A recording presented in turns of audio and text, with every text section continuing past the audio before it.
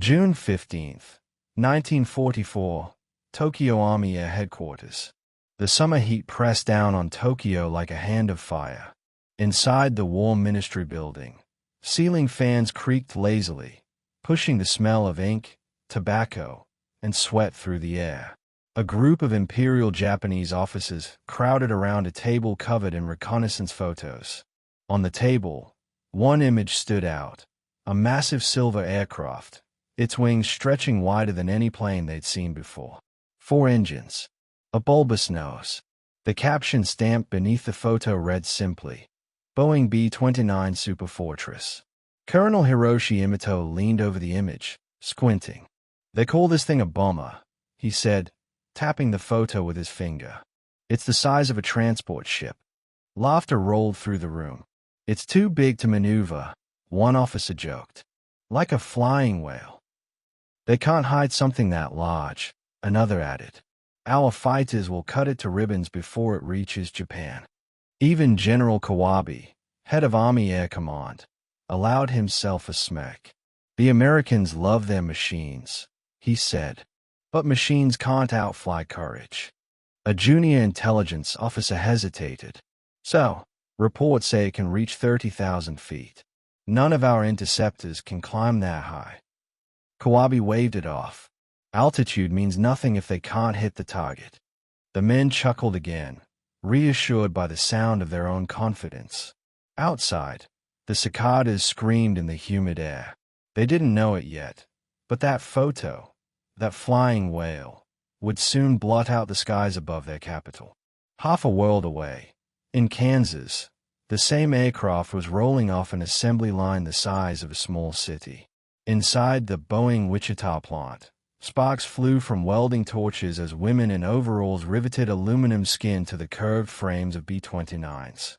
Engines roared during test runs, shaking the hangars. Each plane that left the factory bore the promise of a new kind of war, a war fought not by armies, but by altitude, fire, and speed. In the cockpit of one of these new machines sat Major Robert Morgan, a veteran bomber pilot who'd survived missions over Europe. He looked over the gleaming instrument panel, the pressurized cabin, the gleam of sunlight off 4 massive Wright R-3350 engines. "This," he said to his co-pilot, "isn't a bomber. It's a flying fortress with wings." By the summer of 1944, the first Superfortresses began appearing in the Pacific, based on islands like Saipan and Tinian, recently seized in brutal fighting. Their purpose was clear: bring the war to Japan's doorstep. But even as the Americans prepared, Japanese intelligence dismissed the threat. Their high command had grown used to underestimating the enemy. They still believed Japan's skies were untouchable. That illusion was about to die. October 24th, 1944, Tokyo. A low rumble rolled across the city just before dawn. People woke thinking it was an earthquake. Windows rattled, teacups clinked in cupboards. Then someone looked up. High above the clouds, glints of silver light, tiny specks barely visible from the ground. A formation of bombers, flying higher than any Japanese fighter could reach. The sound came seconds later, deep and steady, like thunder that didn't fade. The B-29s had arrived. Tokyo's air raid sirens began to wail. Anti-aircraft gunners scrambled to their posts. The first bursts of flak ballooned harmlessly thousands of feet below the bombers. From the ground, they looked like gods walking across the sky. Inside the cockpit of one B-29, Captain Raymond Ray Banks checked his altimeter, 31,000 feet. He couldn't even see the ground through the clouds, just a pale blur of white below. "Target in sight," his bombardier called. Ray adjusted his oxygen mask, his voice steady but tight. "Let's show them what Kansas built." The bomb bay doors opened. The first bombs fell. They missed. The winds were stronger than anyone predicted. Japan's air defenses were ineffective, but the accuracy was terrible. Most bombs hit empty fields or drifted harmlessly into Tokyo Bay. When the formation returned to Saipan, the officers were frustrated. They proved the B-29 could reach Japan, but not that it could hurt Japan. For now, Tokyo survived. But the laughter inside Japan's War Ministry was already fading. Reports began to circulate. Fuel depots burning in Nagoya. Shipyards in Kobe reduced to ash. The too-big-to-fight bomber was striking deeper each week, and no Japanese interceptor could touch it. Then came a report that changed everything. A single B-29 had flown from China, crossed 2,000 miles of ocean, and dropped bombs on the Imperial Palace District itself. No one in Tokyo laughed after that, and the Americans were just getting started. The Superfortress hadn't yet shown its true purpose, not to bomb Japan's factories, but to burn its soul. March 9, 1945, Tinian Island, Marianas. The tropical night was windless, heavy with the scent of fuel and sweat.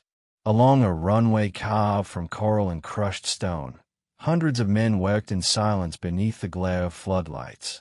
Mechanics loaded fuel hoses, armorists rolled up stacks of silver cylinders, and pilots checked their oxygen masks and flak jackets. On each bomb casing, airmen had scrawled messages in chalk. For Pearl Harbor, made in Wichita, remember Wake. The operation was simple in name, impossible in scope. Meeting house. The target, Tokyo. Brigadier General Curtis LeMay stood at the edge of the flight line, his face half lit by a passing truck's headlights. A cigar smoldered between his teeth, smoke curling into the night. He'd changed everything. LeMay had arrived in the Pacific only weeks earlier, and what he found had enraged him. Bombing runs too high, too slow, and far too polite. The jet stream tore bombs off course. Japan's wooden cities were barely touched. LeMay's solution was brutal in its simplicity. Drop the altitude. Strip the bombers. Fill them with fire. That night, the B-29 Superfortresses wouldn't carry high explosives. They carried something far deadlier. Incendiaries. Napalm, magnesium, and white phosphorus. Bombs designed not to explode, but to ignite. He ordered the planes to fly at 7,000 feet. No pressurization, no oxygen, no formation safety. Just low, fast, and loaded. Every man on Tinian knew what that meant. At that altitude, they'd be within range of every anti-aircraft gun Japan had left. But LeMay didn't flinch.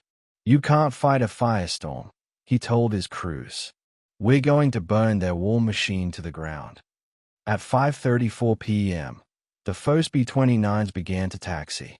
Their propellers kicked up waves of coral dust that shimmered in the floodlights like ghosts. By midnight, 334 bombers were in the air, engines droning like an approaching storm. Each one carried 6.5 tons of incendiaries. They called it gelid gasoline. The Japanese would call it hellfire. March 10, 1945, Tokyo. Just after midnight, the city slept. It had been months since the last air raid, and few still believed the Americans could find their mark. Then the sirens began. At first, people ignored them. Tokyo's civilians had endured hundreds of false alarms. But tonight the sound was different, lower, more urgent, echoing through every alley and paper wall. Then came the hum. Thousands of feet above, the first wave of B-29s cut their engines and glided silently toward the city. The night sky glowed faintly red from the navigation lights on their wingtips. In the lead aircraft, Captain Chester Marshall peered through the bomb sight. Target area ahead, his bombardier said. Tokyo spread below, a sea of wooden rooftops, dark and endless.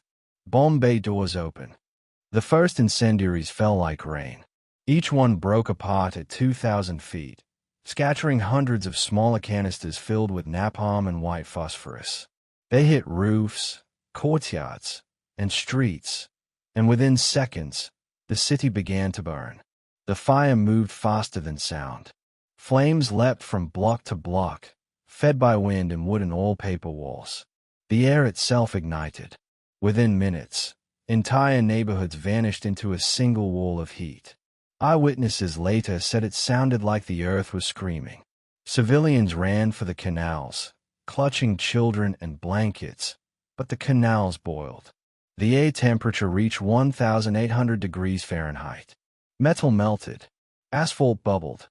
From above, the pilot saw Tokyo dissolve into a living inferno, orange and red spirals climbing thousands of feet into the night sky. The shockwaves rocked their aircraft even at altitude. Inside the cockpit of one B-29, co-pilot William Blakesley whispered, "Jesus, it's a volcano." The gunner behind him said nothing.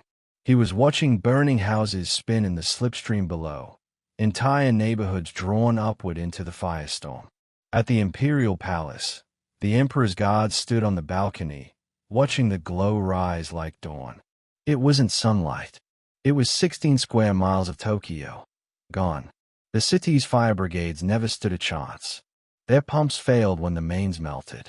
Their trucks burned before reaching the streets. Firefighters worked until their hoses ran dry, then disappeared into the smoke. By sunrise, the flames had consumed everything from Uyeno to Shitamachi. The survivors who crawled out of the canals were burned, blinded, or silent, their skin blistered by air hot enough to kill birds mid-flight.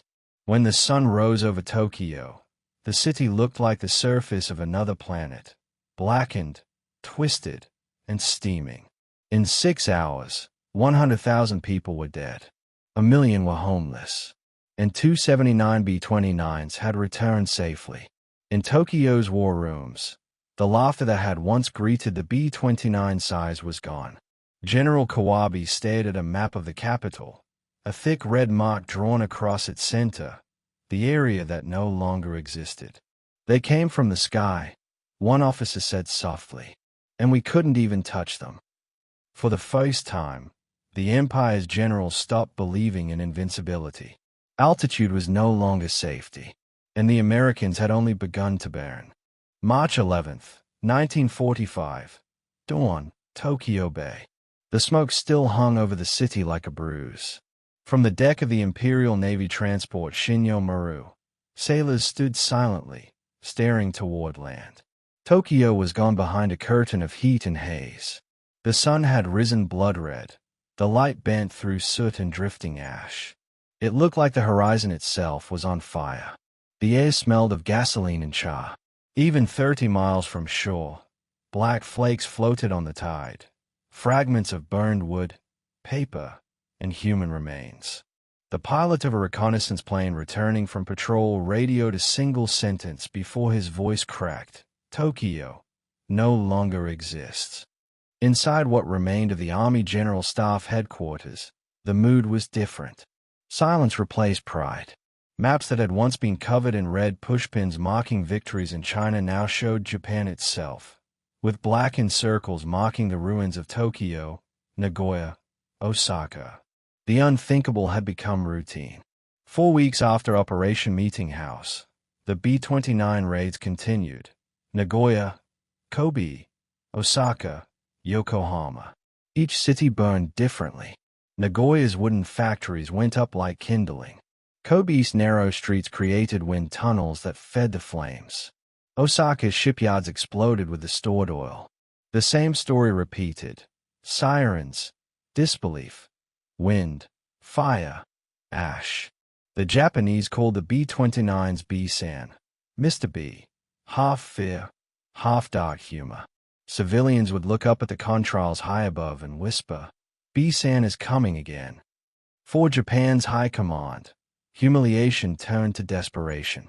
At a meeting in the underground war bunker, General Kawabe slammed his fist against the table. "Where are our interceptors? The Ki-84s? The new rockets?" Colonel Imoto, the same man who had once mocked the B-29, looked down at his report. "Destroyed before takeoff, sir. Their fuel depots were in Uyeno. They are gone." A single sentence followed that none dared speak aloud. The Emperor's capital was defenseless. Far across the Pacific, at Tinian, Curtis LeMay was already planning something worse. He knew fire could cripple Japan, but he wanted to break it. His new directive was simple: erase the cities systematically. Every week, 1,000 tons of incendiaries. Every night, a different target. The Superfortresses became a tide of steel, taking off in waves, their engines rumbling like distant thunder across the Marianas. Crews learned to recognize each city by its pattern of flame. Nagoya burned bright white, Tokyo orange, Osaka a dull, angry red. One B-29 pilot described it in his journal. We fly above the clouds and look down at entire cities becoming coals. We can smell the smoke at altitude. The clouds beneath us glow like embers. You don't think about people. You just think about the next target. April 1945, Tokyo Imperial Palace. The fire had reached the gates. Emperor Hirohito walked the palace gardens in silence, the manicured trees reduced to stumps. His advisors followed at a distance, careful not to meet his eyes. At his feet lay twisted remnants of incendiary casings, metal still black with soot, their English stenciling barely visible. The emperor said nothing for a long time. Then, in a voice low and almost mechanical, he asked, "How many more cities can we lose?" No one answered. The silence said everything. Back in the Pacific, the American crews were becoming ghosts of their own creation. The long flights, 3,000 miles round trip, 12 hours in thin air, left men hollow. They slept on mess hall tables, ate cold rations, and woke to the same order every night: burn another one. Some couldn't bear it. Gunners began keeping silent tallies of estimated civilian deaths, scratching numbers into the fuselage paint with a knife until the maintenance crew scrubbed them away. But most didn't think. Couldn't. They were told it would save lives, that the Japanese would surrender faster if the fire was total. LeMay told his men, "If you kill enough of them, they'll stop fighting." And so they flew. Again and again. By May, Japan's 4 largest cities were rubble. 6 to 7 others were half destroyed. Millions of civilians fled to the countryside, women and children walking for days along tracks of ash and bone. Rural villages whispered that the gods had abandoned Tokyo. But Japan's generals refused to yield. They still believed in victory. Even as the sky turned black and their soldiers starved, they repeated the same words: "We will fight until the last man." And so the Americans made their answer with engines and altitude. If destruction couldn't bring surrender, they would climb higher and end the war in one blow. Because above the clouds, waiting on the island of Tinian, was a new kind of bomb, one no one had ever seen before. And Japan was about to learn that the B-29 wasn't just a weapon of fire. It was a messenger of the unimaginable. July 26, 1945, Tinian Island, Marianas. The air was thick with heat and secrecy. Every man on the island knew something was different. The runways, usually roaring with departing bombers, were quieter now, patrolled by guards with orders to shoot anyone who crossed the wrong line. Crews whispered about a single B-29 under guard at the far end of North Field. Its name, stenciled in neat black letters below the cockpit, Enola Gay. Inside one of the sealed hangars, technicians in white coveralls worked around a long, cigar-shaped device covered in canvas. They didn't talk, except to confirm readings. No one on the island, not even most of the airmen, knew what they were building. Major General Curtis LeMay knew. So did Colonel Paul Tibbets, the pilot assigned to command the special mission. They called it the Manhattan Project. And what they were about to unleash wasn't just another bomb. It was the end of everything that had come before. Weeks earlier, Japan had already lost the war, though no one in Tokyo would admit it. Its navy lay at the bottom of the Pacific. Its army was cornered across Asia. Cities no longer had names, only ashes. But the government refused to surrender.